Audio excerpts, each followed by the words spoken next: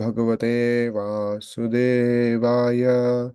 ओम नमो भगवते वासुदेवाय।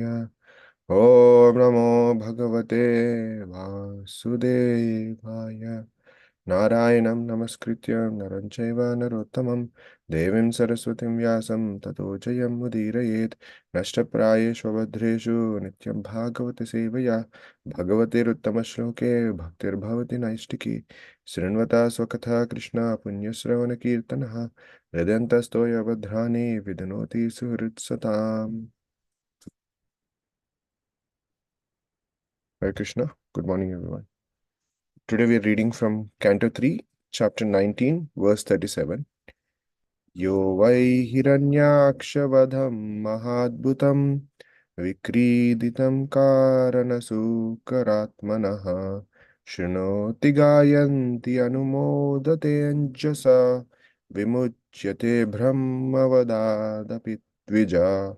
Synonyms: Yah, he who, why, indeed, Hiranyakshavadham, of the killing of Hiranyaksha, Mahadbhutam, most wonderful, Vikriditam, pastime, Karana, for reasons like raising the earth from the ocean, Sukara, appearing in the form of a boar, Atmanaha, of the Supreme Personality of Godhead, Shrunoti, hears, Gayati, chants, Anumodate, takes pleasure, Anjasa, at once, Vimuchyate, becomes freed, Brahmavadat, from the sin of killing a Brahmana, Api, even, Dvijaha, O Brahmanas. Translation and purport by His Divine Grace, Abhay Charan Arvind Bhaktivedanta Swami Srila Prabhupada, Srila Prabhupada ki Jai.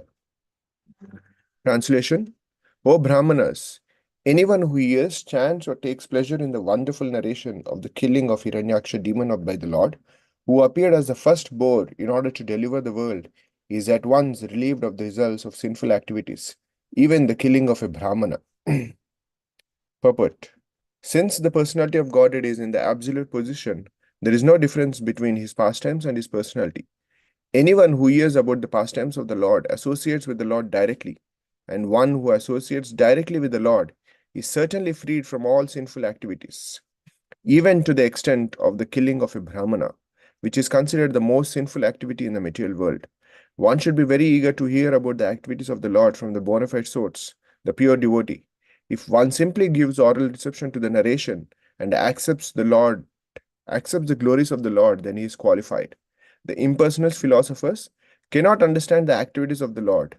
They think that all those activities are Maya. Therefore, they are called Mayavadis, since everything to them is Maya.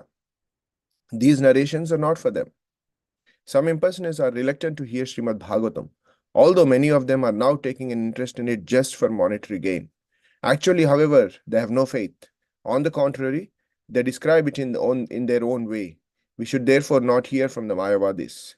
We have to hear from Suta Goswami or Maitreya, who actually present the narrations as they are, and only then can we relish the pastimes of the Lord. Otherwise, the effects on the neophyte audience will be poisonous. Om Ajnanatimirandhasya Jnananjana Shalakaya Chakshurunmilitam Yena Tasmai Shri Gurave Namaha.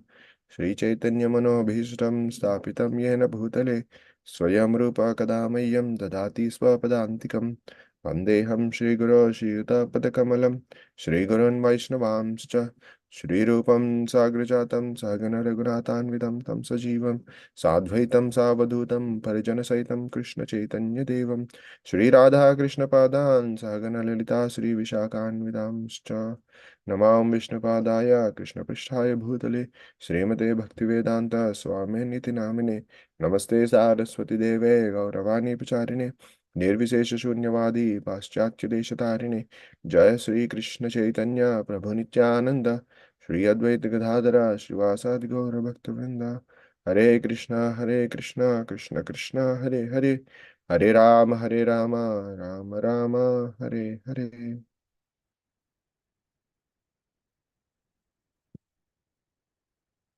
Hare Krishna, everyone. I'm sorry. I actually somehow missed last week. I was in travel, and then I missed the message that Lakshmikant Prabhu sent about the schedule. So I didn't prepare at all about the class. I just got to know about the schedule right now. So I'll maybe quickly share some initial thoughts that are in my mind as we are reading this verse, and we'll open up the floor for devotees to also share their inspiration. So, as the verse says, O Brahmanas, anyone who hears, chants, or takes pleasure in the wonderful narration of the killing of the Hiranyaksha demon by the Lord, who appeared as the firstborn in order to deliver the world, is at once relieved of the sinful activities, even the killing of a Brahmana. So, as we all understand, there are gradations of sins that are kind of mentioned in the Vedic scriptures, and even in within the gradations of the sins that are kind of listed down, the topmost is considered as killing of a cow or killing of a Brahmana. And we also see in the case of within the pastimes of Vrindavana, when Krishna killed the demon Vatsasura, before the whole pastime that happened with the Shamakund and Radhakund, all the gopis, even though they were happy that the demon was killed, one of the point that they were raising was, oh, it's good that you're killing the demon, but because he was in the form of the calf, you'll have to atone for the sins, whatever you have committed for that. So so that's how seriously it was taken within the Vedic paradigm of either killing of a Brahmana or killing of a cow. And that is because of the prominence within the whole varnashrama structure that we have, the prominence of both the brahmanas and the cow. So depending on the prominence of within the structure, then there again are different gradations of the sins, because once something which also Arjuna has he explains in Bhagavad Gita, that once the basis of the family structure, of which to some degree was the elders of the family was are kind of taken out of the picture, then as Arjuna says, the whole Varna Sankara happens. So similarly, because the whole Varnashrama structure were dependent on the instructions that the Brahmanas were supposed to give, and the nourishment that the cows are going to provide. So these were in one sense the basis upon which the whole Varnashrama structure was created. So in that sense, the killing of the Brahmana was kind of the topmost sin. And as it says here, that for somebody who kind of takes pleasure in wonderful narration of these pastimes of the Lord Varahadev, which is basically killing of the Hiranyaksha demon, for such a personality, even the killing of a Brahmana is kind of remediated. Does that mean that we can kind of go on merry of doing anything that we want as per our merry of that we kind of don't take consideration of any of these Vedic scriptures, Vedic injections, and only that we just go back and sit in Bhagavatam class and kind of, as long as we are being happy that whatever the narration is happening, does that nullify any of the sins that we are doing? It's not exactly that way.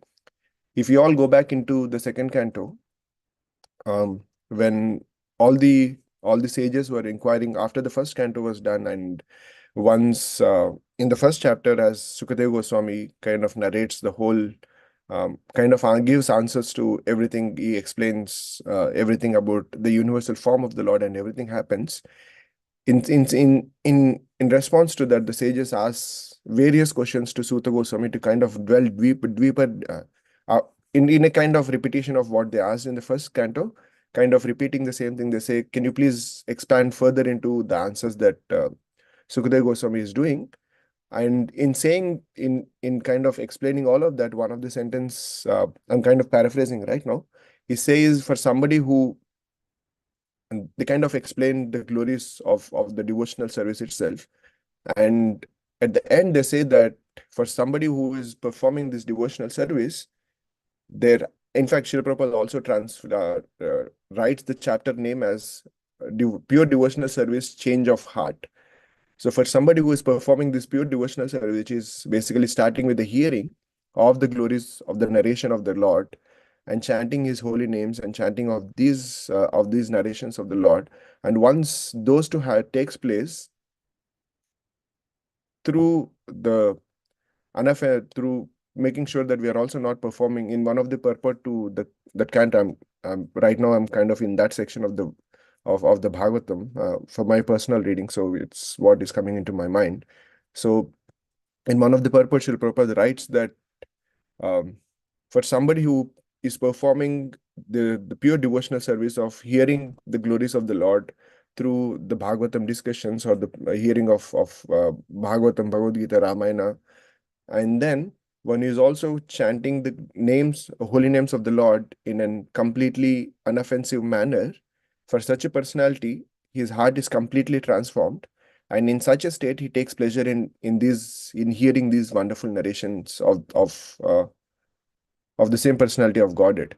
For such a person, so if we see this translation of O Brahmanas, anyone who hears whatever that he says, and then is at once relieved of the results of sinful activities, even of the killing of a Brahmana, it's not, this translation is not in a way of kind of giving us license of do whatever you want to do, and then whatever was kind of done, whatever was done and whatever is it will be done kind of nullified. It's not in a way of giving the license, but it's a kind of different way of presenting the same thing that the sages are presenting in the third in the second canto, of saying that for somebody who does that, their heart is completely transformed, and in the process whatever mistakes or the offenses or the sins that were performed in the past, either by knowing or not knowing, those are kind of nullified. Also in the same regards, Srila Prabhupada also quotes the discussion between Jadabharata and King Rahuguna, when King Rahuguna asks Jadabharata, how is that you're in this Paramahamsa stage? And to that question, Jadabharata, the response that Jadabharata gives is that you'll not you cannot achieve this the Paramahamsa or the transcendental stage, not by performing austerities, not by taking a renounced order of life, not by anything, but only when you take the association of a pure devotee, and in that association, when you perform the devotional service, that's when you'll be able to achieve the Paramahamsa stage. So, when I was reading this, it always is a kind of these kind of sentences that we hear across the Vedic scriptures, where if you perform this, then like there's a kind of incentive that's given, and sometimes it's so important to kind of understand what is that incentive actually meaning. It's not for us to kind of giving us free license to do as we want, as they say in the present context, kind of do the merry as you want. It's not in that light, but to kind of give us hope that whatever situation we are in, it could be, even if we are kind of, many of us have this um, the guilt trip where we kind of, none of us are perfect. We kind of have these glorious days where sometimes we wake up in the morning, we are these excellent days where we're able to fully focus on every mantra that we are chanting, we are able to fully concentrate the classes that we are hearing, we are able to fully understand the purpose that Prabhupada we are reading.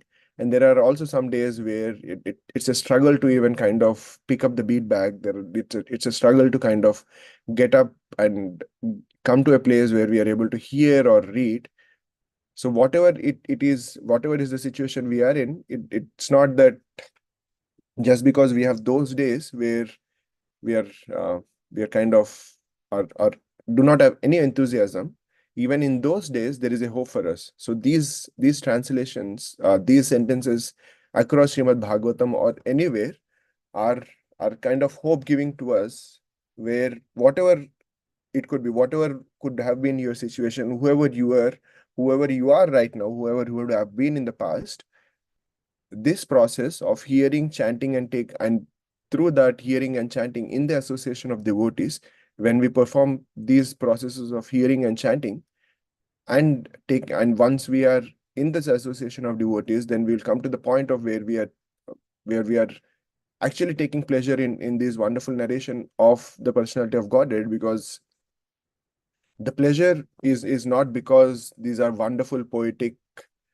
presentations, or there's so much of drama that is happening, but The pleasure, as we see in the case of the um, the coward boys of Vrindavan, the pleasure that they're having is not because the demon is slain or they're safe in their position, but the pleasure that they were having whenever a demon was killed, their pleasure was because it is going to give glory to the Lord.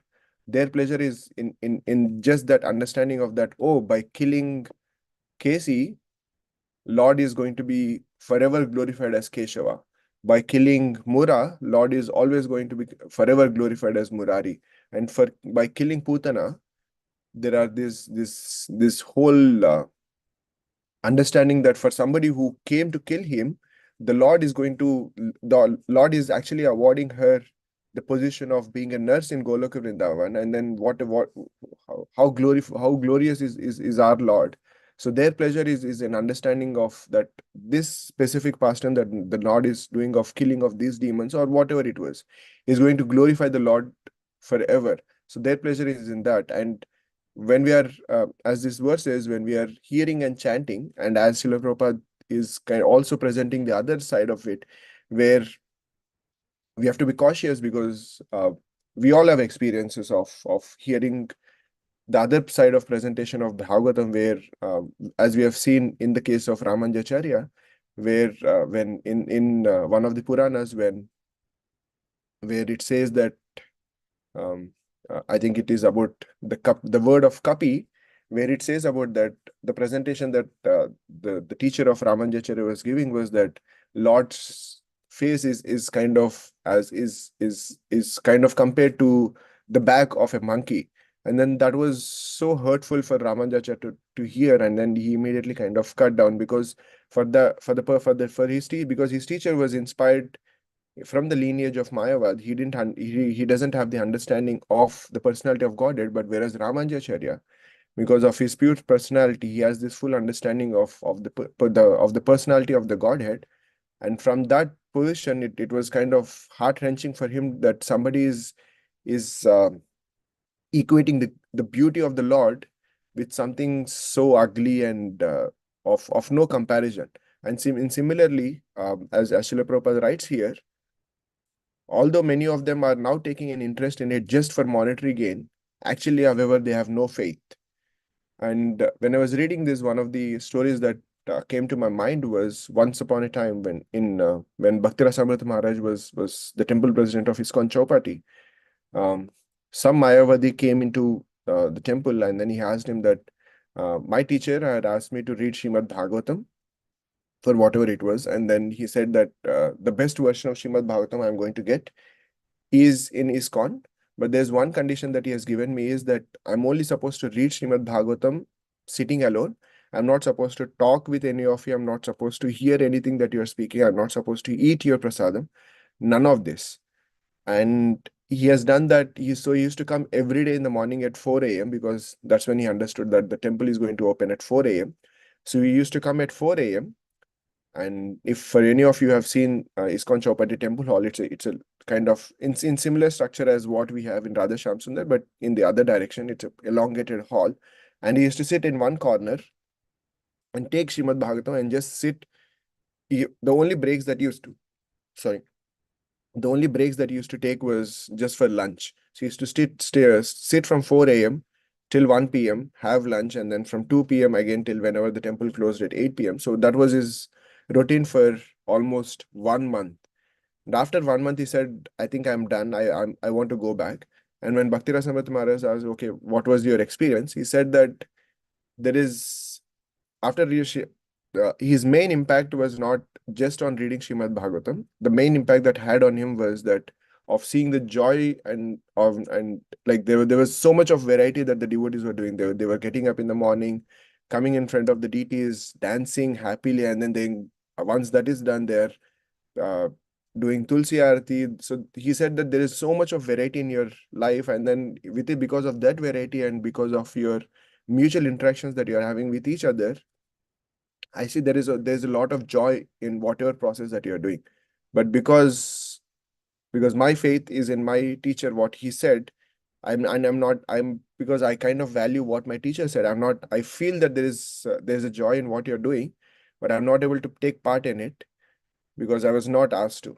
So, in essence, there's a faith for him that was kind of developing because of the association in some degree of being in the proximity of the devotees, but he was still reluctant to hear Srimad Bhagavatam as it is presented, even though he was he was reading the same presentation of Srimad Bhagavatam that Prabhupada has presented, but because he is not being open-hearted to understand the presentation as Srila Prabhupada explained through the life of the devotees, he was not kind of getting the actual essence of the Srimad Bhagavatam, whereas the other devotees who were kind of exposing themselves to hear from each other and kind of get nourished with the association of the devotees, they were kind of getting nourished to the fullest degree of the fruit that Srimad Bhagavatam is giving.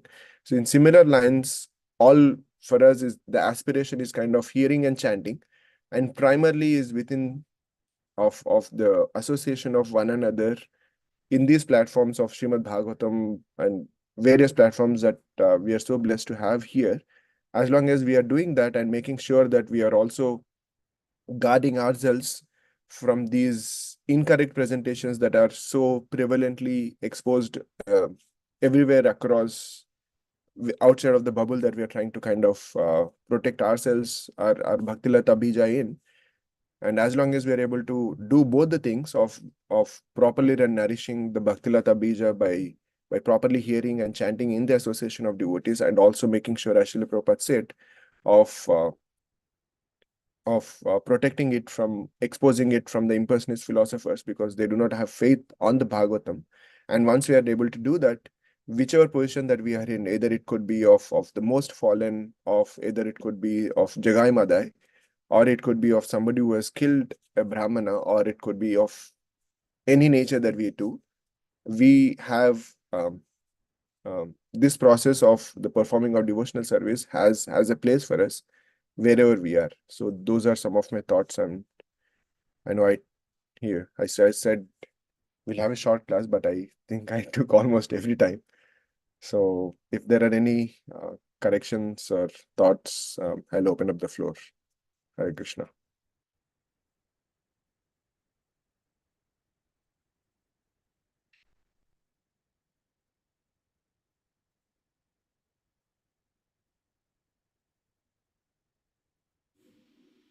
Hare Krishna, Prabhu. Thank you so much. And it was like a free flow only.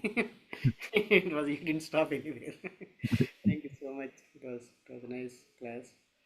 So, I mean, yeah, I think the initial explanation about connecting from the second canto, I think how one hears this, the Sukruti, or what do you call that, Falastuti of hearing the past times. So, I mean, it actually, I mean, purifies one's. I mean, that's how, and from second canto we put it. So it was nice because a lot of times, actually, in the later sections, it talks about even material benefits one gets Yes. by past times. Yeah, and then also about the devotee or the person who came to the temple and then had Bhagavatam but still doesn't want to stay. I mean, because he was not getting. Thank you. Think that things. Yeah, it's amazing.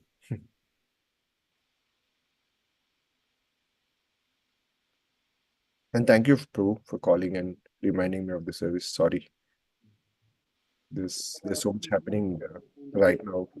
Sometimes I won't send it because they remember anyway. I was thinking so. Yeah. But there's so much of traveling and other things that are happening nowadays. I kind of lost track of the message. I remember you sent it till Janmashtami, right? But I think I kind of missed to check the date, so I'm sorry. I'll make sure that it doesn't repeat. Anyone else has any other thing?